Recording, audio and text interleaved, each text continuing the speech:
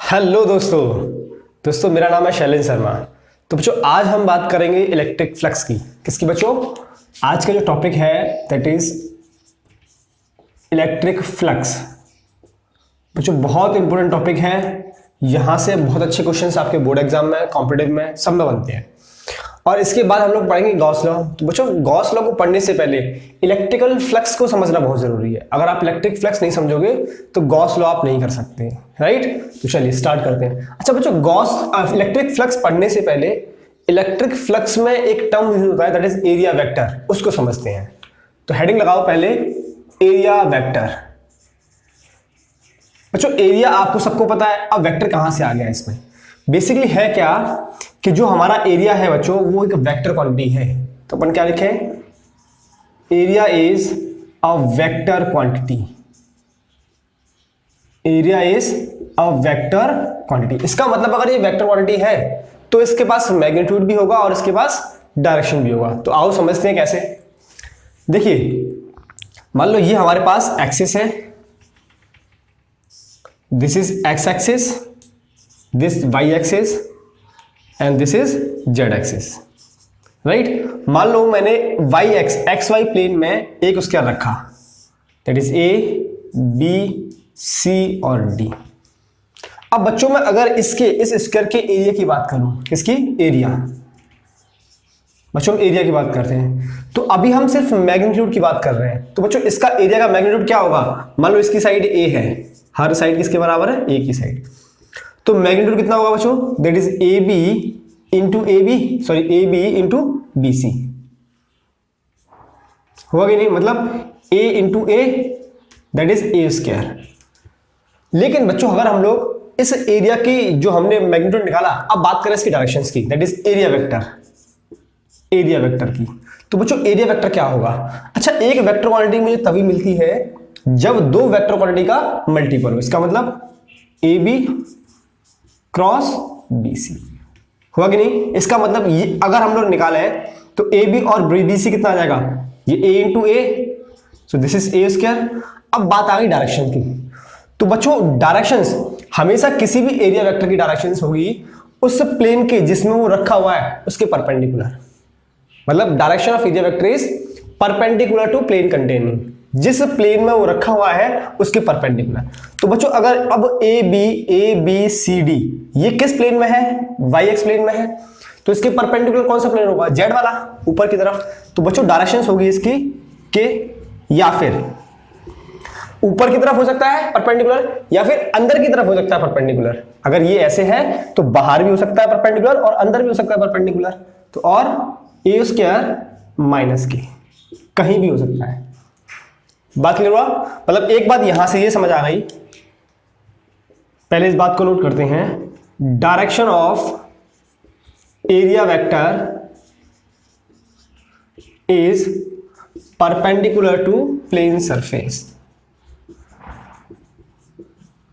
Perpendicular to plane surface, ये बात clear है? जैसे एक सवाल, एक एग्जांपल और समझो। मान लो हमारे पास ये फिर से बनाया x, ये है y और यहां बना दिया मैंने z, राइट? यहां पे बच्चों मैंने एक स्क्वायर रखा, यहां पे मैंने एक स्क्वायर रखा। क्लियर? a b c और d। इस केस में बच्चों इसका एरिया वेक्टर कहां होगा?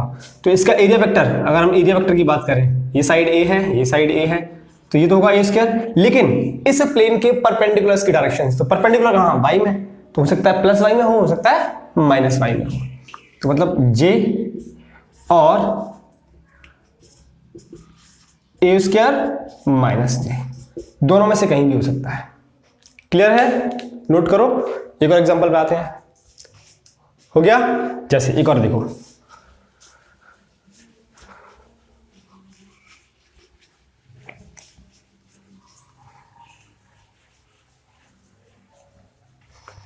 देखिए इधर है x, इधर है y, ये है हमारा z। मान लो यहां मैंने एक सर्कुलर प्लेट रखी, कोई भी सर्कुलर रखा। अब इसका एरिया वेक्टर कहां होगा बच्चों? तो ये देखो ये रखा हुआ है एक्स जेड में, किस प्लेन में है? एक्स जेड में। तो बच्चों इसका एरिया वेक्टर किस प्लेन में होगा? दैट इज वाई प्लेन में। ये है एक्स और जेड में, एक्स जेड में रखा है, तो एक्स जेड के परपेंडिकुलर कौन बच्चों, एक्स जेड के परपेंडिकुलर कौन है तो इसकी जो डायरेक्शन होगी वो कहां पे होगी, वाई में। मतलब अगर हम एरिया की बात करें तो एरिया वेक्टर बच्चों, एरिया वेक्टर का मतलब एक तो इसका एरिया, इसका अगर रेडियस आर है तो इसका एरिया कितना होगा, पाई आर स्क्वायर। डायरेक्शन की बात कर लें तो या तो जे होगी या फिर पाई आर स्क्वायर माइनस ये होगी, इन दोनों में से कोई भी हो सकता है। इसका मतलब एक बात हमें समझ आ गई, एक बात क्या, नोट कर लेते हैं उस बात को। एक बात ये समझ आ गई कि हमारे पास अगर 2D सरफेस है, 2D सरफेस का मतलब हम लोग बोलते हैं ओपन सरफेस। अगर हमारे पास 2D है, 2D सरफेस, और इसको अपन बोलते हैं ओपन सरफेस। ओपन सरफेस, अगर ओपन सरफेस है तो इसके केस में इसके जो एरिया वेक्टर की डायरेक्शंस होगी वो दोनों साइड में ले सकते हैं, या तो प्लस में या फिर माइनस में, दोनों ही सही है। मतलब both perpendicular directions are correct, both perpendicular directions are correct. बात क्लियर है, इतना नोट करो, हो गया। चलिए अब बात करते हैं बच्चों 3D सरफेस की, दैट इज क्लोज्ड सरफेस। ये तो हमने बात की 2D सरफेस की, अब बात करते हैं एरिया वेक्टर की कहानी 3D सरफेस में, दैट इज 3D सरफेस।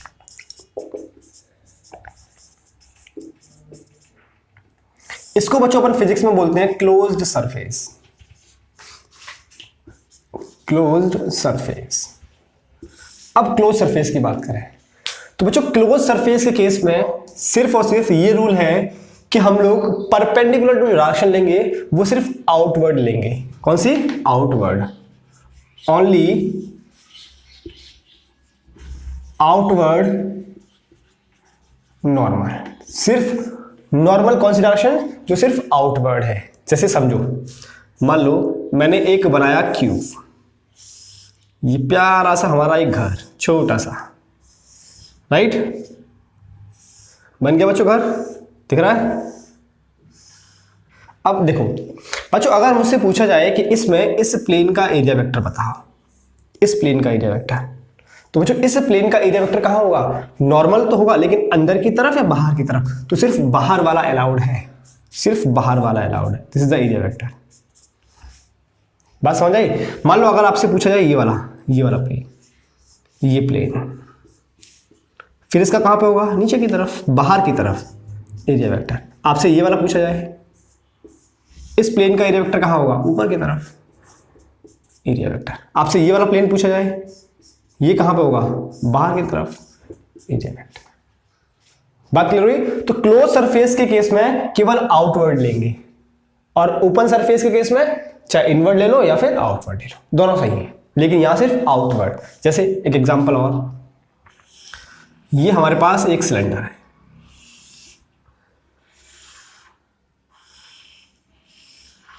मान लो मुझसे पूछा है इस सरफेस का एरिया वेक्टर कहां होगा, इस सरफेस का एरिया वेक्टर ऊपर की तरफ।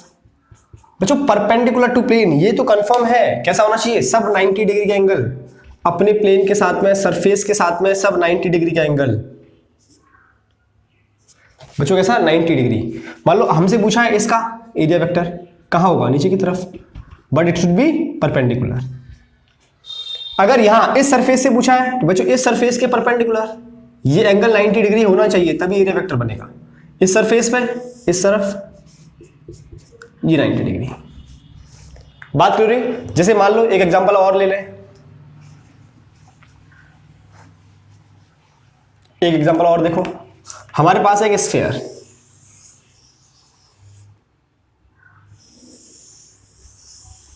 इसका सेंटर ये है। अब बच्चों स्फीयर पे मैंने पूछा इस पॉइंट पे मुझे एरिया वेक्टर बताओ, तो बच्चों इस पॉइंट का मतलब हुआ इस पॉइंट के, इस सरफेस के परपेंडिकुलर लाइन, ये परपेंडिकुलर है, this is the area vector.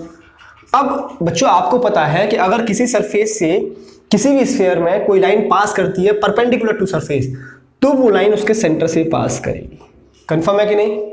मान लो यहां पूछा मुझसे एरिया वेक्टर, तो बच्चों इस सरफेस के परपेंडिकुलर, कैसा होगा ये, इस सरफेस के परपेंडिकुलर। तो बच्चों जब भी परपेंडिकुलर पास करेगी वो लाइन कहां से जाएगी, उसके सेंटर से। ऐसे ही इस पॉइंट पे इसके परपेंडिकुलर, दिस इज 90 डिग्री, ये हमारा एरिया वेक्टर है। ऐसे हर तरफ आप हर पॉइंट पे उसका एरिया वेक्टर निकाल सकते हो, बस कंडीशन क्या है कि वो आउटवर्ड होना चाहिए और सरफेस के नॉर्मल होना चाहिए, आउटवर्ड और सरफेस के नॉर्मल। इतनी बात क्लियर है, नोट कर लो। हो गया, चलो अब आगे चलते हैं।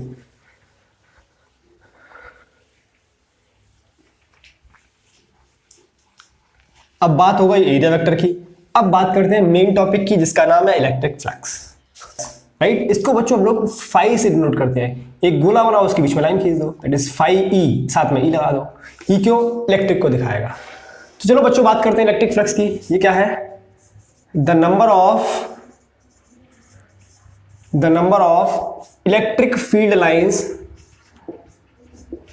इलेक्ट्रिक फील्ड लाइंस passing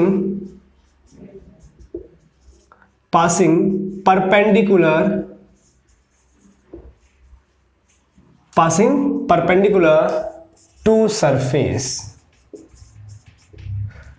देखो, जितनी नंबर ऑफ फील्ड लाइन किसी सरफेस से उसके परपेंडिकुलर पास करती हैं उसको बोलते हैं बच्चों इलेक्ट्रिक फ्लक्स। मतलब इलेक्ट्रिक फ्लक्स बेसिकली है क्या? नंबर ऑफ फील्ड लाइंस, जो नंबर ऑफ फील्ड लाइन सिर्फ सरफेस के परपेंडिकुलर जाए। मतलब इलेक्ट्रिकल फील्ड लाइंस किसी सरफेस के जो परपेंडिकुलर पास कर रही हैं। ये सरफेस है, इसका परपेंडिकुलर सरफेस इस तरफ या इस तरफ। अब ये फील्ड लाइंस हैं, ये फील्ड लाइंस, तो ये फील्ड लाइंस ऐसे करके जा रही हैं। तो कितनी नंबर ऑफ फील्ड लाइंस इसके परपेंडिकुलर पास कर गई, उसी को बोलते हैं अपन इलेक्ट्रिक फ्लक्स। जैसे समझो बच्चों, मान लो ये हमारे पास एक सरफेस है, ये हमारे पास सरफेस है,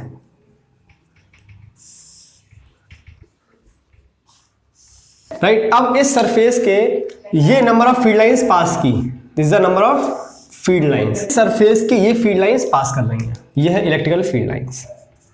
बच्चों इस सरफेस का एरिया वेक्टर कहां पे है? इस सरफेस का एरिया वेक्टर इसके परपेंडिकुलर इस तरफ, राइट। ये क्या है? Area vector. अब बच्चों इलेक्ट्रिकल फील्ड और एरिया वेक्टर दोनों कैसे हैं? एक ही डायरेक्शन में। इसका मतलब जो इलेक्ट्रिकल फील्ड है वो इस सरफेस कैसा है? परपेंडिकुलर। कैसा है? परपेंडिकुलर। तो बच्चों यहां से जो फ्लक्स आएगा that is phi E is equals to E dot A, E dot A. Clear हुआ? फ्रेंड को समझो, हमने क्या बोला कि जो नंबर ऑफ फील्ड लाइंस सिर्फ इसके परपेंडिकुलर पास कर रही है, किसके? सरफेस के परपेंडिकुलर जो number of field lines pass कर रही हैं वही फील्ड लाइंस फ्लक्स बनाएंगी। अब जरा देखो, हमने क्या किया, सेम एरिया का सरफेस एक और ले लिया, ये सेम एरिया का सरफेस है,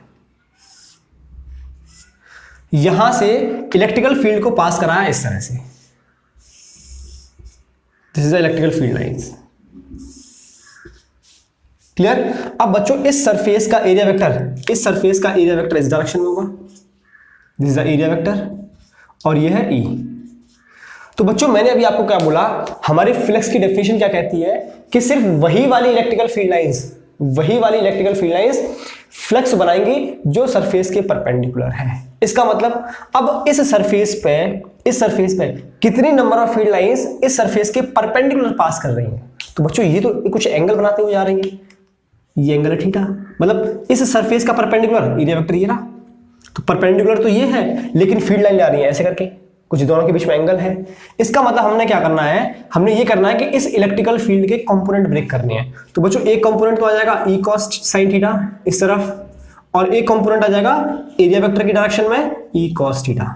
तो ये वाला कंपोनेंट कैसा है? Perpendicular to surface. कैसा है? Perpendicular to surface. तो बच्चों वही वाला कंपोनेंट इलेक्ट्रिकल फील्ड लाइंस का, वही वाला कंपोनेंट फ्लक्स बनाएगा जो परपेंडिकुलर टू सरफेस है। तो यहां पे कौन सा कंपोनेंट है? ई कॉस थीटा। इसका मतलब फ्लक्स की केस में, फ्लक्स वाली कहानी में कौन सा कंपोनेंट लेंगे? E cos theta. तो E cos theta into A, तो बच्चों फाई कितना आ जाएगा? Phi E is equals to E A cos theta. अच्छा इस केस में देखो जरा, इस केस में ई और ए के बीच में एंगल 0 डिग्री, तो बच्चों फाई कितना आ गया? दैट इज ई इंटू ए, क्योंकि कॉस 0 कितना? 1, बात समझ आ गई? तो यहां से हमें क्या कहानी मिली? कहानी ये मिली कि इलेक्ट्रिकल फील्ड लाइंस का सिर्फ वही कंपोनेंट इलेक्ट्रिकल फ्लक्स बनाएगा जो परपेंडिकुलर टू सरफेस है। मतलब इस बात को लिख लेते हैं कि इलेक्ट्रिकल फील्ड का वही कंपोनेंट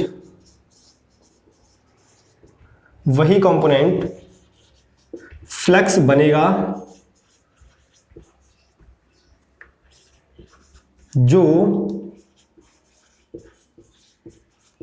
सरफेस के परपेंडिकुलर है, जो सरफेस के परपेंडिकुलर है।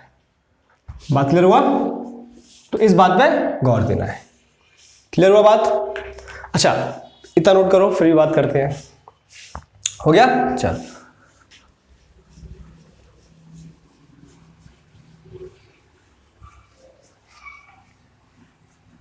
अच्छा बच्चों, एक एग्जांपल और देखो। मान लो हमारे पास ये सरफेस है, राइट, और यहां से इलेक्ट्रिकल फील्ड लाइंस पास कर रही हैं, यहां से इलेक्ट्रिकल फील्ड लाइंस पास कर रही हैं इस तरह से, ये इस तरह से। अच्छा बच्चों, इसका एरिया वेक्टर कहां होगा? जरा गौर करो, इसका एरिया वेक्टर कहां है बच्चों? इसका एरिया वेक्टर है ऊपर की तरफ, ये है इलेक्ट्रिकल फील्ड लाइन, ये हमारा एरिया वेक्टर। तो बच्चों इसका area vector angle is this theta. बात क्लियर हुई? Angle is this theta. तो बच्चों इसके हम लोग इलेक्ट्रिकल फील्ड के दो कंपोनेंट ब्रेक करते हैं, एक तो इस तरफ ई कॉस थीटा और एक इस तरफ ई साइन थीटा। तो बच्चों इस केस में फ्लक्स कितना होगा? That is phi E. जो कंपोनेंट सरफेस के इलेक्ट्रिकल फील्ड लाइंस का, जो कंपोनेंट सरफेस के परपेंडिकुलर है, वही कंपोनेंट सिर्फ और सिर्फ फ्लक्स बनेगा। तो कौन सा है बच्चों? ई कॉस थीटा। तो ई कॉस थीटा इंटू ए, या हम ऐसे कहें कि जो कंपोनेंट इलेक्ट्रिकल फील्ड लाइंस का, जो कंपोनेंट एरिया वेक्टर के अलोंग है, एरिया वेक्टर की डायरेक्शन में है, राइट। तो phi E is equal to E A cos theta. इतनी बात क्लियर है? मान लो अगर हम ऐसे बोल दें, मान लो ये हमारे पास सरफेस है, इलेक्ट्रिकल फील्ड लाइंस ऐसे करके पास कर रही है, इलेक्ट्रिकल फील्ड लाइंस ऐसे है, that is parallel to surface. ये कैसी हैं? Parallel to surface. अगर पैरेलल टू सरफेस है तो बच्चों इस सरफेस का एरिया वेक्टर कहां पे है? इस तरफ ए। बच्चों दोनों के बीच में एंगल कितना है? 90 डिग्री। अगर ई और ए के बीच में जो एंगल 90 डिग्री है, इस केस में बच्चों फाई कितना होगा? Is equal to E A cos theta. हुआ कि नहीं? तो बच्चों E A theta is 90 degree, cos 90 0। तो बच्चों इस केस में फ्लक्स आया 0। मतलब जब फील्ड लाइंस किसी सरफेस के पैरेलल है तो वो फ्लक्स नहीं बनाएंगी, वो फ्लक्स नहीं बनाएंगी। सिर्फ कौन सी वाली फील्ड लाइंस फ्लक्स बनाएंगी? जो सरफेस के परपेंडिकुलर है, जो सरफेस के परपेंडिकुलर। एक मोस्ट इंपोर्टेंट बात और वो गौर देने वाली है बच्चों, जो हमारे पास फॉर्मूला था phi is equal to E A cos theta, यहां पे जो एंगल है theta is the angle between E vector and A vector. ये बच्चों बहुत मोस्ट इंपोर्टेंट बात है, E vector and A vector. Clear है? ये ई और ए के बीच में एंगल है, आपको दूसरा एंगल मत सोचना। क्लियर हुआ? नोट करो। हो गया? चलो। अच्छा बच्चों यहां से हमें अब एक मेन फॉर्मूला मिल गया जिसको हम लोग समराइज कर सकते हैं। मतलब मेन फॉर्मूले को समराइज कैसे करें ये देखो आप। देखो फॉर्मूला क्या था अपने पास? Phi E is equal to E A cos theta. तो बच्चों इसका समराइज क्या हो गया? Phi E is equal to बच्चों इलेक्ट्रिकल फील्ड का वो कंपोनेंट जो परपेंडिकुलर टू सरफेस है। बात समझ आई? इसका मतलब normal component of E, normal component of E लेना बच्चों। किसके नॉर्मल? सरफेस के नॉर्मल। जिस सरफेस में कोई भी प्लेन सरफेस रखा हुआ, जो प्लेन सरफेस के normal, that is normal component of E into surface area, that is area vector. ये हमारे पास मेन फॉर्मूला है, कहानी आ गई। क्लियर हुआ? अच्छा, दूसरी चीज इंपॉर्टेंट बात यह है कि जो इलेक्ट्रिकल फ्लक्स है it is a scalar quantity. कैसी है बच्चों? It is a scalar quantity. Scalar quantity, अगर बच्चों ये स्केलर क्वांटिटी है तो इसको हम लोग सिंपल अलजेब्रिक रूल से ऐड भी कर सकते हैं और सब्ट्रैक्ट भी कर सकते हैं। क्लियर हुआ? नेक्स्ट इसकी यूनिट की बात करते हैं। यूनिट बच्चों फाई का फॉर्मूला क्या है? Phi is equal to E into A. अगर हम यहां से यूनिट निकालें तो बच्चों electrical field lines unit newton पर कूलम इंटू मीटर स्क्वायर। तो मेन यूनिट क्या बन गई? न्यूटन इंटू मीटर स्क्वायर पर कूलम। क्लियर हुआ? आप चाहो तो इसको ऐसे भी लिख सकते हो, न्यूटन मीटर स्क्वायर पर कूलम। बच्चों इसकी दूसरी यूनिट अनदर यूनिट, क्योंकि इलेक्ट्रिकल फील्ड की हमारे पास दो यूनिट थी, एक वोल्ट पर मीटर होती है, तो वो क्या होती है? वोल्ट पर मीटर इंटू मीटर स्क्वायर। एक कैंसिल आउट, तो ये आ गया वोल्ट पर मीटर। एक ये भी यूनिट है, तो एक ये यूनिट और एक ये यूनिट, दोनों ही इंपॉर्टेंट यूनिट है। नोट करो। हो गया? चलो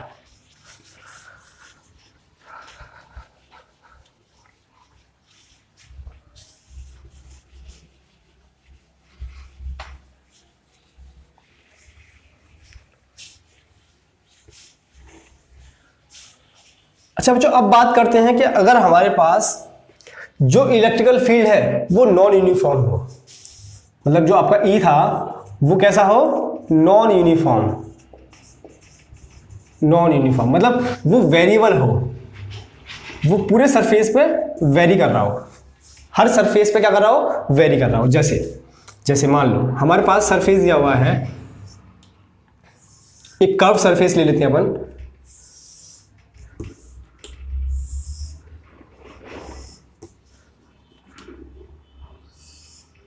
ये सरफेस है, राइट? और यहां से फील्ड लाइंस बच्चों पास कर रही हैं, यहां से फील्ड लाइंस पास कर रही हैं, और ये फील्ड लाइंस कैसी हैं?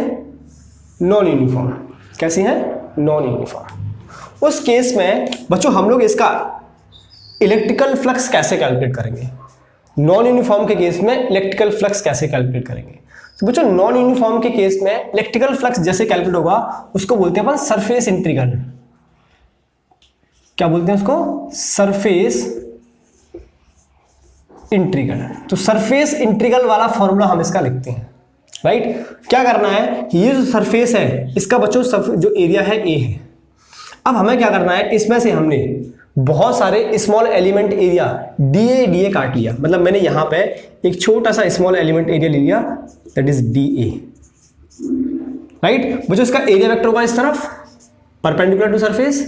बच्चों electrical field lines, electrical field की डायरेक्शंस इस तरफ, मतलब किसी भी फील्ड लाइंस पे उसका टेंजेंट बना दो, इनके बीच में जो एंगल है इट इज थीटा। तो बच्चों ये था सॉरी डी ए, इधर कितना लिया? डी ए, तो इधर कितना आ जाएगा? D A. क्लियर? ये इलेक्ट्रिकल फील्ड लाइंस आ गया, यूनिफॉर्म है। उस केस में हम टोटल एरिया, देखिए हमारे पास जो एरिया है, total area, total surface area, total area के बहुत सारे स्मॉल डी ए सब जगह हमने एक छोटा छोटा एरिया काट लिया, जहां पे इलेक्ट्रिकल जो फील्ड है वो कैसा हो? यूनिफॉर्म। ये यूनिफॉर्म हो गया। अब इसकी वजह से इलेक्ट्रिकल फ्लक्स निकालेंगे और सबको ऐड कर देंगे। ऐसे यहां काटा, ऐसे यहां काटेंगे, ऐसे यहां पे, मतलब हर जगह बहुत सारे हम इसके कंपोनेंट ले लेंगे, राइट? तो बच्चों flux due to small area element कितना होगा बच्चों? D phi is equal to E into d A, right? ये अपन ऐसे लिखे इसको, d phi is equal to E into d A cos theta, E into d A cos theta. Clear हुआ? अब बच्चों हमें चाहिए टोटल फ्लक्स। क्या चाहिए? Total flux. तो बच्चों total flux due to this surface area, तो ये कितना हो जाएगा? ये हो जाएगा बच्चों phi E is equal to, that is integral किसके लिए? पूरे सरफेस एरिया के लिए, that is E into d A cos theta. यहां ए का मतलब कुछ खास नहीं है, ए का मतलब है टोटल सरफेस के लिए निकालना है बस।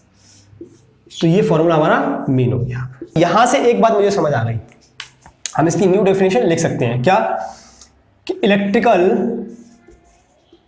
Flux through any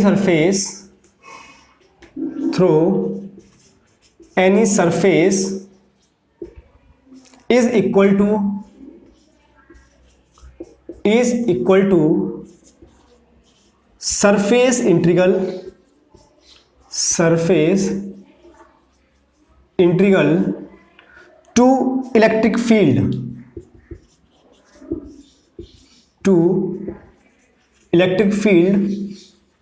over the surface। ये हमारे पास इलेक्ट्रिक फील्ड का एक नया डेफिनेशन। क्लियर है? अच्छा बच्चों, अगर यही बात मैं क्लोज्ड सरफेस के लिए बोलूं, किसके लिए? क्लोज्ड सरफेस के लिए, फॉर क्लोज्ड सरफेस। अच्छा चलो इस बात को यहां लिख लेते हैं। इतना हो गया? चलो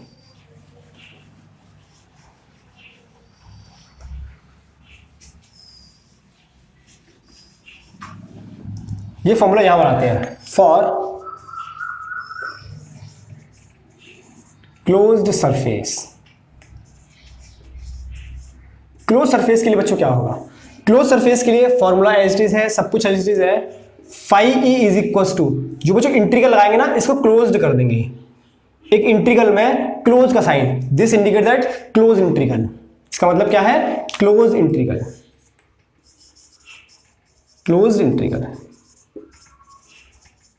राइट। तो phi is equal to close integral E D A cos theta. ये हमारा क्लोज सरफेस के लिए। बात क्लियर हुआ? ये हमारा क्लोज इंटीग्रल। चलिए नोट करो, हो गया? अच्छा बच्चों एक इंपॉर्टेंट बात और देखो, सपोज करो कि हमने एक क्लोज सरफेस को किसी इलेक्ट्रिकल फील्ड में रखा। चलो रखते हैं, ये हमारे पास एक क्लोज्ड सरफेस है, राइट। अब मैंने क्या किया, इसको इलेक्ट्रिकल फील्ड में रखा। बच्चों ये इलेक्ट्रिकल फील्ड है, इस तरफ इलेक्ट्रिकल फील्ड, राइट। तो अब देखिए बच्चों, यहां से इलेक्ट्रिकल फ्लक्स अंदर की तरफ जा रहा है और यहां से इस वाले फेज से इलेक्ट्रिकल फ्लक्स बाहर निकल रहा है। तो बच्चों जो अंदर की तरफ इलेक्ट्रिकल फ्लक्स जा रहा है, सॉरी इलेक्ट्रिकल फील्ड लाइंस जा रही हैं, वो फील्ड लाइंस अंदर की तरफ इलेक्ट्रिकल फ्लक्स बनाएंगी। तो अगर बच्चों मैं इस पॉइंट पे कैलकुलेट करूं, इसका एरिया वेक्टर इस तरफ, एरिया वेक्टर और फील्ड लाइंस इस तरफ, दोनों के बीच में एंगल 180 डिग्री। तो बच्चों यहां इस सरफेस 1 सरफेस 2, तो फ्लक्स एट सरफेस 1 कितना होगा बच्चों? ये होगा आपका ई ए cos 180 और cos 180 is -1, so phi E1 is equal to minus के ई ए। मतलब ये कहानी मिली कि जब फ्लक्स अंदर की तरफ बनेगा तो वो फ्लक्स नेगेटिव होगा, मतलब inward flux is negative. Inward flux कैसा होगा बच्चों? नेगेटिव। अच्छा यही हम यहां पर देखें, एरिया वेक्टर इस तरफ, ई भी इस तरफ है, एंगल कितना 0 degree, flux E A cos 0, मतलब फ्लक्स आ जाएगा आपका बच्चों कितना, it is E A, it is positive. ये नेगेटिव था और ये पॉजिटिव था। इसका मतलब ये हुआ कि जो आउटवर्ड फ्लक्स है बच्चों, जो किसी सरफेस से आउटवर्ड जो फ्लक्स होगा वो कैसा होगा? पॉजिटिव। वो कैसा होगा? पॉजिटिव। बात क्लियर है? नोट कर लो।